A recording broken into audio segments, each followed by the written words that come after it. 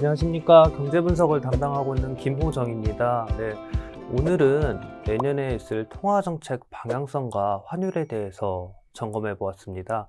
내용 같이 보시겠습니다.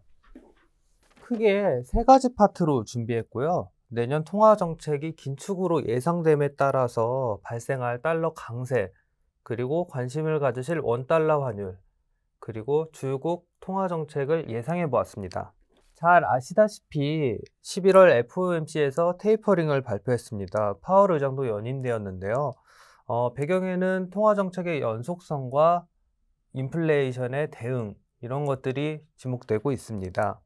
연준의 통화정책이 긴축적으로 전환됨에 따라 달러 강세가 본격적으로 나타날 것으로 보입니다. 차트를 보시면은 연준의 총자산이 줄어드는 구간에서 달러 지수는 강세를 보이는 그런 경험이 있습니다. 최근에도 여러 가지 긴축적인 코멘트들이 발견되면서 달러 지수도 16개월 만에 최고치를 기록하는 등 연준의 통화 정책의 변화함에 따라 달러는 강세 압력을 받을 수 있을 것으로 생각됩니다. 네, 지난 2014년 미국의 통화 긴축 과정에서 신흥국은 그 충격에 대한 예상과 그리고 경험이 없었습니다. 왼쪽 차트를 보시면 신흥국의 통화 정책은 당시에 제각각인 모습을 보이고 있거든요.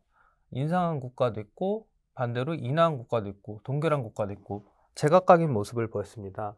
이처럼 미국의 긴축 국면에서 신흥국의 대응은 제각각 엇박자를 내면서 디커플링을 만들었고, 그러면서 달러 지수의 변동성을 키웠습니다. 반대로 지금의 경우 인플레이션에 대응해야 된다는 그러한 분명한 기조가 있어서 주요 신흥국들은 지난해 하반기부터 금리를 선제적으로 인상하면서 대응하고 있습니다. 분명 통화 긴축 과정에서 달러는 강세로 갈 게 분명하지만 과거와 달리 신흥국도 통화 정책에 공조하고 있으면서 그 강세폭은 2014년보다 좀 더 약해질 것으로 예상되고 있습니다.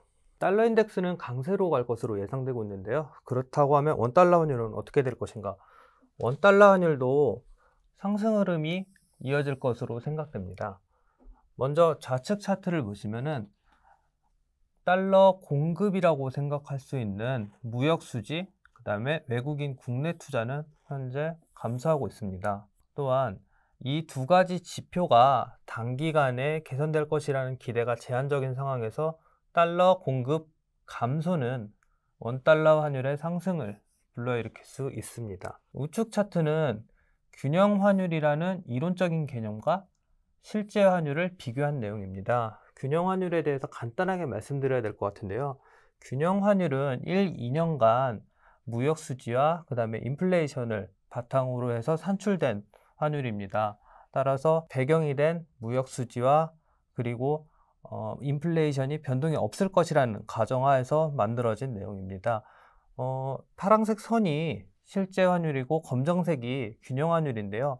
이 둘의 괴리가 존재하고 있습니다. 괴리율만 따지면은 지금 한 2.4% 정도 괴리율이 발생하고 있습니다. 따라서 지금은 균형 대비 실제 환율이 좀 높은 수준에 머물러 있는 만큼 추후 인플레이션이 좀 더 반영되고 무역 수지가 반영된 환율에서 상승 압력이 나타날 수 있어서 원달러 환율은 상승 흐름이 이어질 것으로 예상되고 있습니다. 마지막으로 주요 통화인 유로화와 중국의 위안화를 말씀드리겠습니다. 달러 강세가 예상됨에 따라 유로화도 달러 대비 약세를 보일 것으로 생각됩니다. 지금 유로존은 재봉세에 다시 들어갔고 회복되던 펀더멘털이 잠시 좀 멈춰 있는 그런 상태입니다.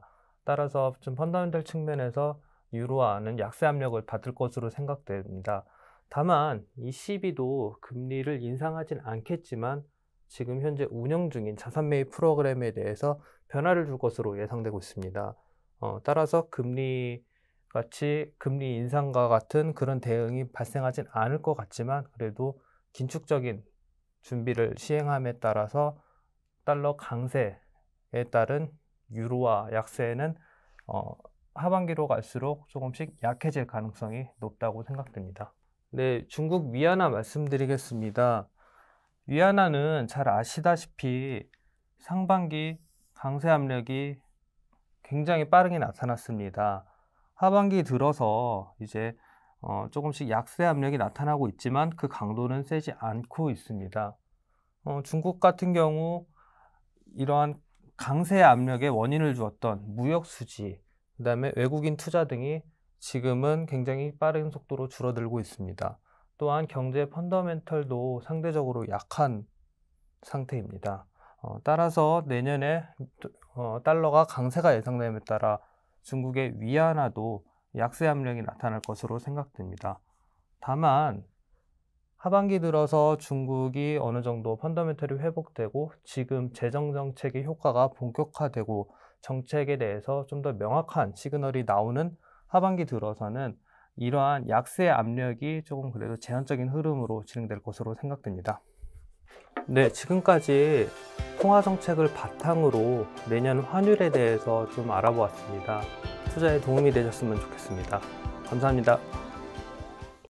티레이더 유안타 티레이더 투자 타이밍은 티레이더